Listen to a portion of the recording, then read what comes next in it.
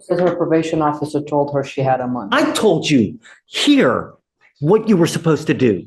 I'm tired of playing this game. We're set for an update today. She does have her ankle monitor on. She's registered with IOP. She has orientation tomorrow and she starts Saturday.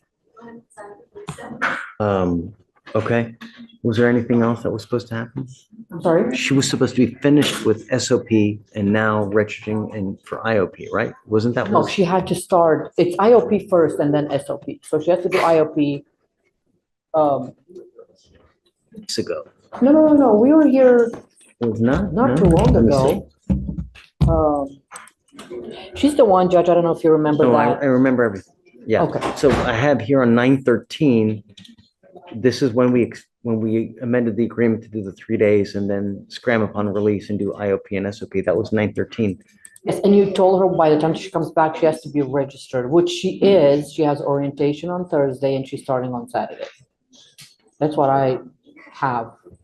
Shatori, we're talking about Carol Ramirez. Just talked to her. She had a visit with her officer, and at that point, she wasn't registered. She just sent me over the company she registered with. So I'm gonna call them. And She's still pushing it. Still pushing it. I mean, she goes on Thursday. same thing. It's over and over. It's come up, Miss Ramirez.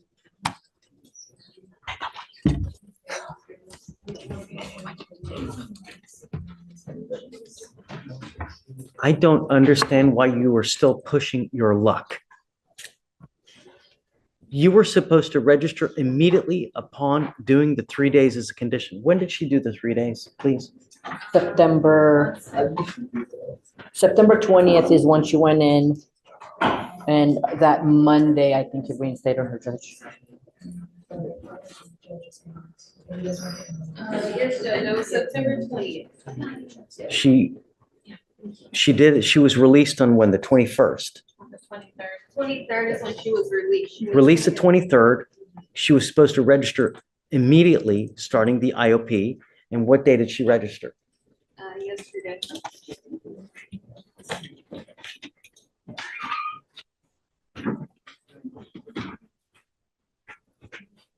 Says her probation officer told her she had a month. I told you here what you were supposed to do.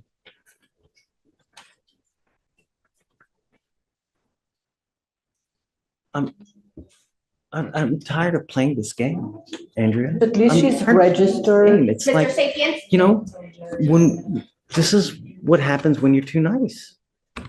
It's over and over. People take advantage of you like crazy.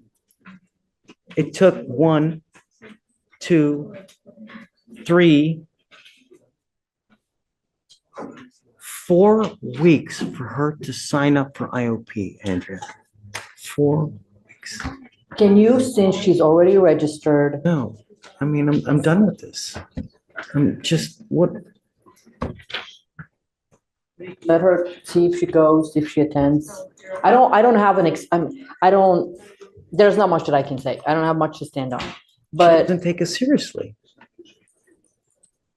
I'm hoping that you will allow, since she's already registered, you'll allow her, Let's do this. Let's do this. because she has an ankle monitor on. That's on. It's I'm on. gonna send her for a drug test right now. I want to see what if anything that she's gonna test positive for. And then right now, I want to send her for a test. And then I guess we'll talk when she comes back. Because first things first, I want to know if she's clean. If she's not clean, it's over. That's it. But if she's clean, then we'll talk about how we go further. Did I but- send her back here? Uh, How long, so I know how to manage everything else that I I have have. your cell phone, right? Yes, I'll text you when she comes back okay. and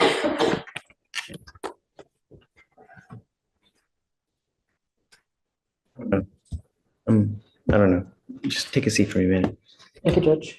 Thanks, Andrew. We're talking about Carol Ramirez.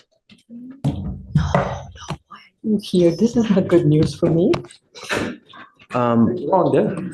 At This isn't just a missed deadline, it's legal self-destruction. Here comes the legal hammer. The plaintiff's attorney makes it clear this appeal, it's not just late, it's void. The appeal should have been filed within 10 days. Catherine filed it in 19, that's not close, it's completely out of bounds. And to make matters worse, there's no meritorious defense on file. That's like walking into a gunfight with an empty holster. In civil court, deadlines are everything. You miss them, and you don't just lose points, you lose the whole game. Do you think the court should have heard her out anyway? Or was the judge right to shut it down on pure procedure? Let me tell you at the outset that I'm very upset, disappointed with the way that she's handled things. And She being the the defendant. alleged, yes, Judge? So she was extended on PTI. What happened was she gets into a DWI PTI program. While she's in the program, she basically just continues to party, essentially. I think she's using marijuana, she's using alcohol, she blows positive on the devices. What I remember, Judge, and I could be wrong, but what I remember is that there was one positive for alcohol. I'm gonna pull up the email. No, there's more. There's more than that. She had some positive tests on her device, and then when the probation officer asked her about it, she said she had about 10 years, celebrating her sister's birthday. That's the positive that I know, How but many it just took a positive? long time. But it was the same day, the same, right? I'm sorry, Judge, I didn't mean to interrupt you. It's okay. It looks like it was only the one actual positive violation on July 21st. That's the entire time? And you said, did she have a device the whole time or no? She did have a device the whole time. Okay. She's on a scram and an in-car right now. Now she is. Yes. She didn't have that before. No. Well, it doesn't seem like PTI is going too well for the young lady, Judge. I don't see the bond violation report. I don't know if I have access No, it to them or wasn't. not. No, they It's weren't. not, because she's in the PTI program, we're not going to get the traditional bond violation that you would normally get with the email and everything. They just do the BVRs through here. And then what happens is they bring them back to court here. And then we typically admonish them, have some kind of agreement going forward or whatnot. So the idea was this, is that we amended the agreement. She was to do 3 days as a condition. She did. Right, she did. And then she was immediately going to apply for the IOP and SOP, and then she'd be out of the program, right, and complete it successfully. 4 weeks later, she just now signed up for the IOP. Was it yesterday? Yes, sir. When she was supposed to do it 4 weeks ago, right? And she was supposed, But she did get her scram device, Judge. She went and she got her scram device, which costs a lot of money. She had that done. It's on her ankle. I'm not trying to justify her not complying with the IOP SOP. here's my next issue.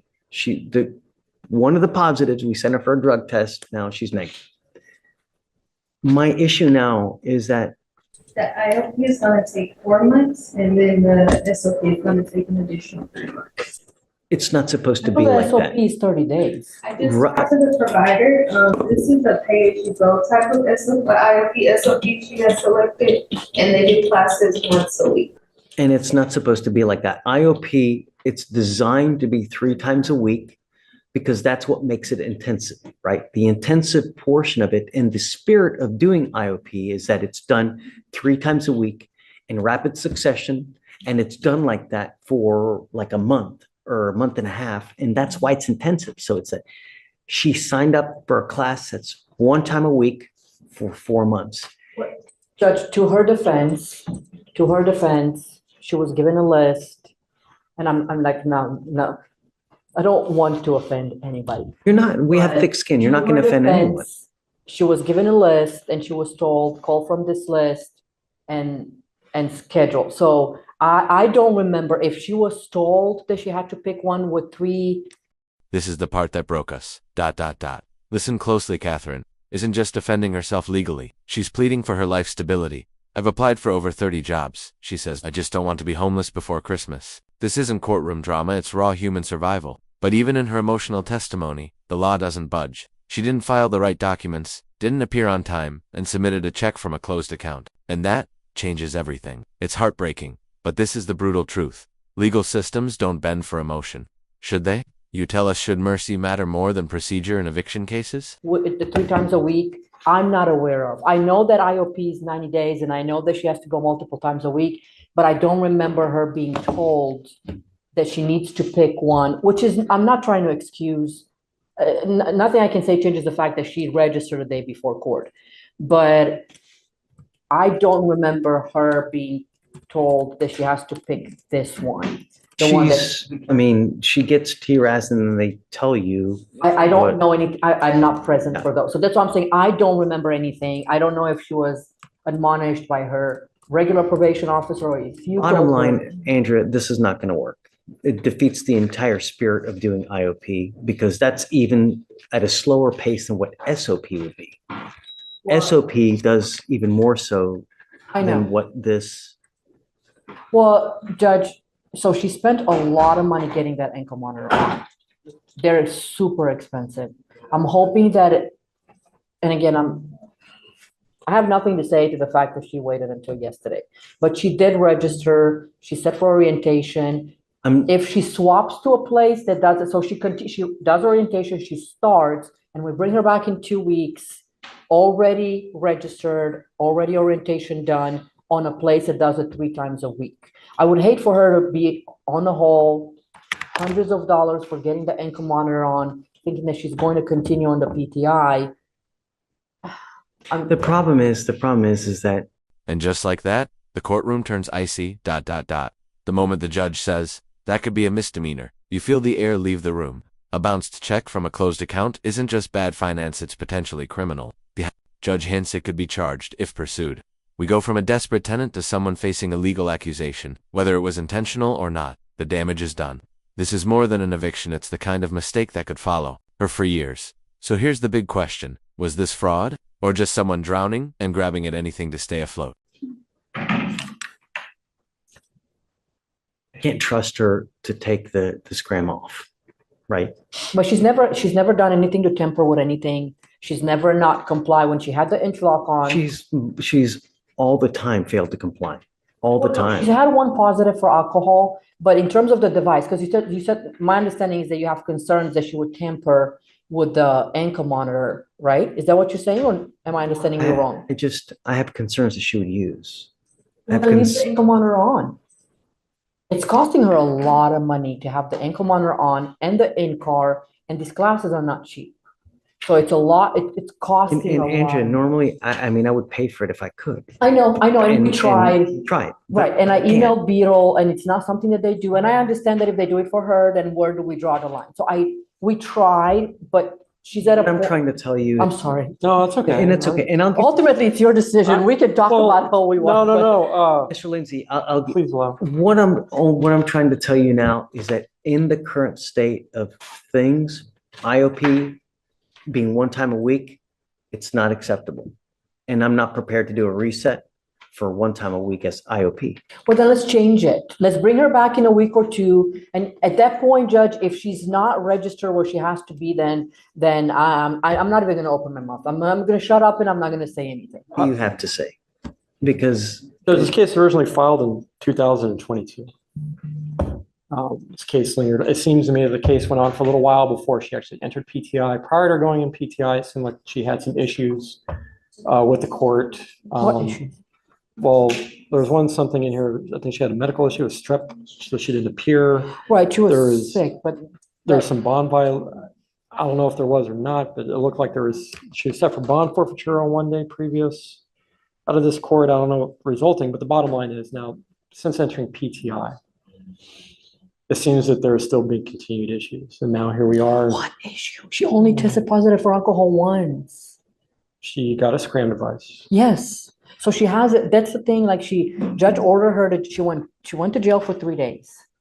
She was in jail for 3 days when we amended the conditions for the PTIs. And then when she came out, judge said she wants her to have both the scram and the in-car. So now she has both devices. did she ever have any bond violations while she was on bond? I would hate for her to get kicked out with all the money. 243 she's 0612. I'm not trying to say Yeah, she I know. is, but the problem is, I know. This is where you feel the system crack, ... The judge acknowledges he knows this is a tough call. He knows she's struggling, but his job isn't sympathy, it's structure. And even as she says she's doing everything she can to get on her feet, the answer is still no. The law is a machine that doesn't care if it's the holidays. It cares about filings, timelines, and proof. In just a few minutes, Catherine goes from desperate hope to total defeat. And the silence in that courtroom, it's deafening. How do we balance order with compassion? This case doesn't give us easy answers. It just leaves us thinking. Almost in 2024. I get where you and Like- Judge is coming from. I'm just, Let me ask you, do you think it's in our best interest to continue? she I'll spent tell all you this money to get guys, income on her own. I'm sorry. Well, no, I'm not. Mr. Lindsay, I don't know if we're going to go forward, but if we do, I'm literally going to bring her back on a bi-weekly basis to make sure that she's in compliance. I'm not going to sit here and just continue to spoon feed this thing every 4 months to make sure it gets done. I mean, every 4 weeks, I'm not doing it. I agree with you, Judge. I like to reach out to the manager of the program to make a recommendation to that individual and go from there. My personal thoughts are that this is a very old case. This case has had issues and has continued to have issues. The purpose of this program are for individuals to get their life back together. If that's not going to happen, then I think it just does the alleged defendant a disservice to keep her on a program that she's not going to make. To be my personal, it doesn't do the court any justice. It drains her of money, right? Financially, it keeps her on a docket for the court to belabor and continue to supervise. So that'd be my position, is that we probably terminate PTI, reset the case, set up a trial, or work it out. But that is not up to me. I'd like to highlight to the court. But no, but it is. It's your program. It's not mine. When I said me, I didn't mean to say the Texas judge. I meant me as like the individual George Lindsay. I'd like to, if I could take a leave of the court for 20 minutes, make a phone call, I mean, there's and no, see where we stand on this, Judge. If the court allow me a motion to leave. Can I run to another court and come back? Or are you guys almost done with docket, or should I hang no, I tight? You mean, tell we me. probably have another at least 30 minutes, at least. This is where you feel the system crack. The judge acknowledges it. He knows this is a tough call. He knows she's struggling, but his job isn't sympathetic structure. And even as she says she's doing everything she can to get on her feet, the answer is still no. The law is a machine that doesn't care if it's the holidays. It cares about filings, timelines, and proof. In just a few minutes, Catherine goes from desperate hope to total defeat. And the silence in that courtroom, it's deafening. How do we balance order with compassion? This case doesn't give us easy answers. It just leaves us thinking. I can email you that. Let me, Okay. I mean, she's here now. There's no sense in delaying the inevitable. I don't want to. Right. And I don't want to. I'm looking to get a resolution. Okay. But I'll I hang need tight. to, I'll I need to just wait decide for what you. our Indra, position. Indra, at some point, there's got to be accountability. I get And when it. you come back here and you sign up the day before and you do the wrong thing yet again, it's, I don't disagree with you, Judge. I get where you're coming from. I get where he's coming from. I'm just trying we to, also appreciate your zealous advocation, right? Because I get it. getting me anywhere, but Well, I think you're doing I'm just- quite I'm well. joking. But I'm joking. Indra, 2 years later, you're still in it. There's a lot to say for that, right? That's exactly what, and it's, At some point, we got to cut the cord. I know. Let me know. Hang tight. give me 5 minutes. Okay, Make a call. I'll be right back. thank you. Yeah, sure. Patient department either feels A, she's reached a point to where they can no longer help her and she needs that higher level of care than the probation department can give, or B, if the probation department feels that they can still treat her, we follow the recommendation of the probation department, me being Texas. And they requested a 6-month extension, but it lasted under 7 months. But Judge, if she registered for the classes that will be completed in her 6 months. I'm not doing a 6-month reset for her to do one class a We week. can bring her to court. We can bring her to court for status updates. I'm 100% on board with that. I think that that's actually a very good idea. But what I'm saying is that the probation department feels that she could be helped with the IOP and SOP. That's my understanding. Please correct me if I'm saying something wrong. My understanding is that probation department feels that they could help her with the IOP SOP. I think that to her defense, nobody told her she needs to register, at least as far as I'm aware, 2 to 3 times a week. So I told her last time we were here. Not when we approached, because I was with her, Yes, Judge. I told No, I her. was with her and I don't remember you saying that. I told her what you need to have done, and then this is what you register for. When you come back, this is what we're gonna end up doing. Regardless, look, regardless. What I'm saying is, since the probation department feels that they can help her, if she can register to one of the three, and I'm gonna bring her up here with, if you decide to allow her to continue, I'm gonna bring her up here and we all talk, so everybody's on the same page. If she does it within like a week, not a month like we did last time. I'm not ever going to reset her for over 2 weeks at a time And that's because I fine. can't trust anything to happen. And that's fine. And Mr. Lindsay, unfortunately, the way it works is that it's unfortunately, like a little child. They push and they push and they push. And it's truly, it's childish because they push and they push to see how much they can get away with. And as evidenced here, you sign up the day before court. This is all predicated on if the court does not rescind its order for supervision. What I'm going to do now is I'm going to reset her for 1 week. She has 1 week to sign up for the 3-time-a-week course. She needs to come back, show us that she's done that. And then after that, I'm going to set her off 2 weeks. Every single 2 Can I bring her up weeks. here? So Sure. I want her to be part of the conversation, so if she comes back and she doesn't do, so nobody can, so there's no possibility of saying, I'm so over this, it's just ridiculous. Come up, Ms. Ramirez. So I will indefinitely set this case off 2 weeks at a time to make sure that it gets done. Because I can't do 4-week resets anymore, unfortunately. So we are now going to have to micromanage just.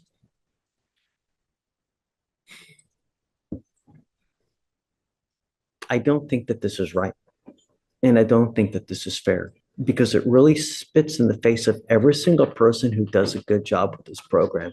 And what you're doing now is not what this program is designed to do. And it really violates the spirit because this is a program that's supposed to teach you right and wrong, teach you how to act in the free world. And you've done everything against that. I mean, for you to sign up for the class 1 day before court, it's just, it hurts. And it's shameful. Because when I told you, last time you were here, I told you that I wanted you to sign up immediately after you were done. And you sat there and you waited. Not 1 week, not 2 weeks, not 3 weeks, 4 weeks.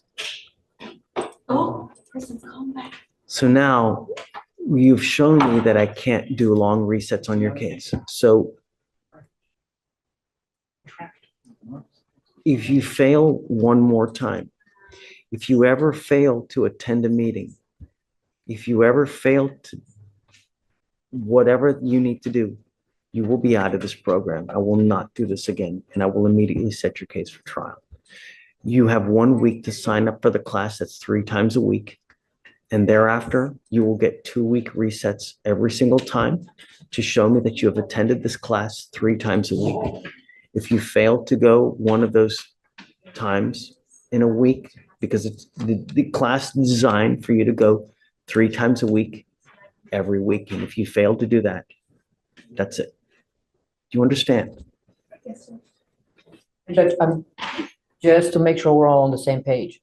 Judge is asking you to go back to that list that you have and find a place that offers the program 3 times, IOP 3 times a week. What are the requirements? Is SOP once a week or, But she okay, has to complete IOP first. right. So you have to go back to the list, find a place to register for IOP that does it, that meets 3 times a week. You do IOP, and once you're done with IOP, you find SOP that meets once a week. And you have to have, 90 days. Okay. right, and you have to be registered in the IOP that meets 3 times a week by next court setting, which will be in about a week. Not about exactly a week. Okay, do I have it Next correct? Wednesday. Do I have it correct, Judge? Right, okay, so do you understand that? Yes. There's not